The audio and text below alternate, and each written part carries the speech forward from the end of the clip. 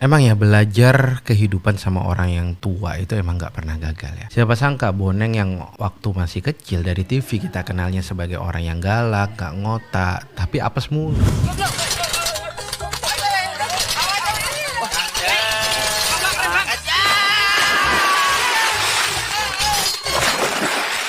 Ternyata ketika memberikan pengalaman hidupnya, beliau memiliki banyak pengalaman dan pemaknaan hidup yang amat sangat dalam.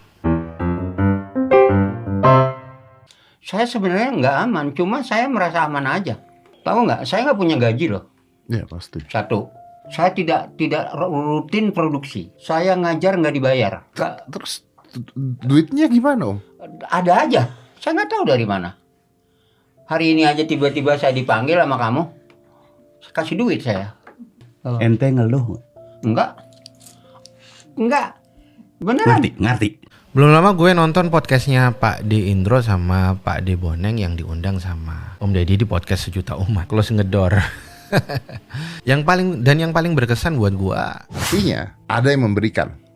Entah itu kerjaan, entah itu ucapan terima kasih, entah itu apa, ada yang memberikan. Tapi kan akan ada momen ketika tidak ada sama sekali. Ya. Gimana dong? Diam? Bukan diam. Saya coba buka apa? Saya datang ke siapa nih yang kira-kira bisa diajak diskusi. Datang kan? Misalnya ke Indro lah.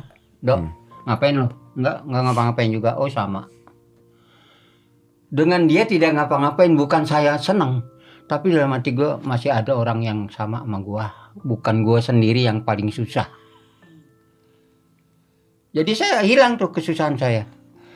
Karena masih ada juga orang yang sama. Bahkan mungkin lebih susah dari saya. Jadi saya tidak merasa susah saat itu. Memang dari rumah mungkin, aduh, gue ngerokok aja nggak bisa nih, nggak punya duit nih. Tiba-tiba datang ke si A. Ngapain? Apa kabar? Bla bla bla. Ada ini apa? Nggak ada gue. 2 bulan gue nggak ngapa-ngapain.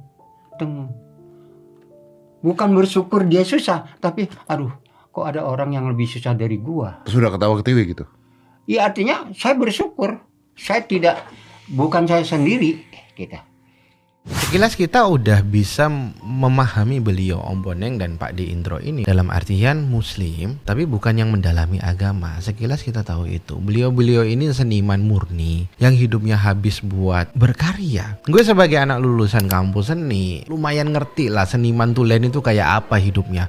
Bebas, gak suka terikat, idealis, gak dibayar pun tetap yang penting diberikan keleluasan berkarya, dia akan mau. Karya pokoknya nomor 1. Hidupnya untuk karya dan hidupnya itu dari karya. Namun di balik keawamannya itu ternyata tidak menutup kemungkinan untuk beliau berdua ini, khususnya Om Boneng, memiliki pandangan hidup yang amat sangat bijaksana. Bukan gue sendiri yang paling susah. Jadi saya hilang tuh kesusahan saya. Karena masih ada juga orang yang sama. Bahkan mungkin lebih susah dari saya. Jadi saya tidak merasa susah saat itu. Ternyata emang begitulah Rasul ngajarin kita. Dari Abu Dzar, beliau berkata, kekasihku Nabi Muhammad SAW memerintahkan aku 7 perkara. Salah satunya, Rasul memerintahkan agar Abu Dzar ini melihat orang yang berada di bawah dia dalam masalah harta dan dunia, dan jangan memperhatikan dalam masalah harta dan dunia itu orang yang ada di atas dia.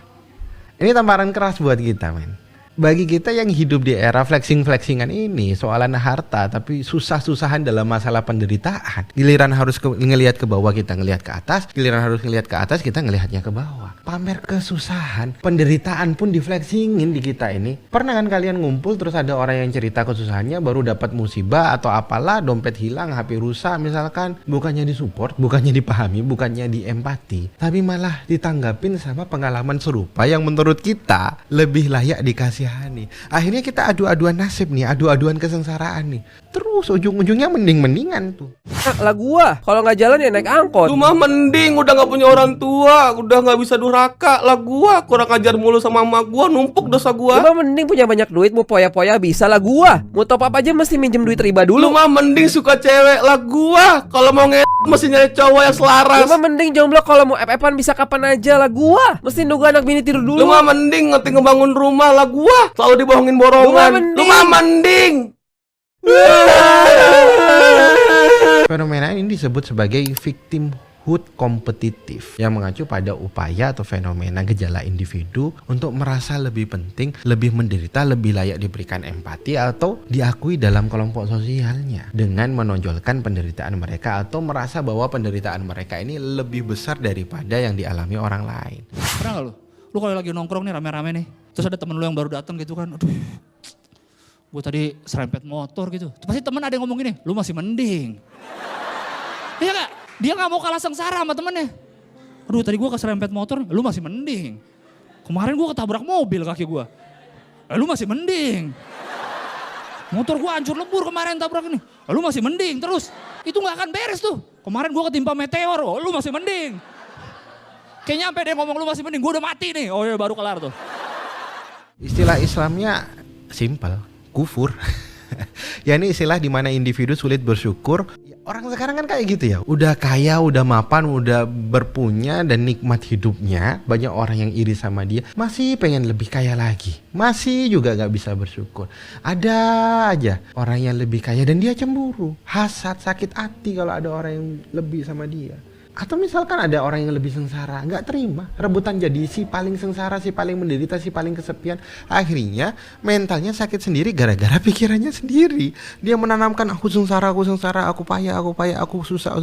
Akhirnya dia susah sendiri, sakit sendiri. Wa may yashkuru fa innama yashkuru li nafsihi wa man kafara fa innallaha ghaniyyul hamid. Barang siapa yang bersyukur, sesungguhnya dia bersyukur terhadap dirinya sendiri. Dan barang siapa yang gak bersyukur, maka sesungguhnya Allah itu maha kaya lagi maha terpuji. Susah emang ngadepin generasi strawberry ini. Maunya apa gak jelas. Salah mulu. Om Boning happy? Happy sampai sekarang.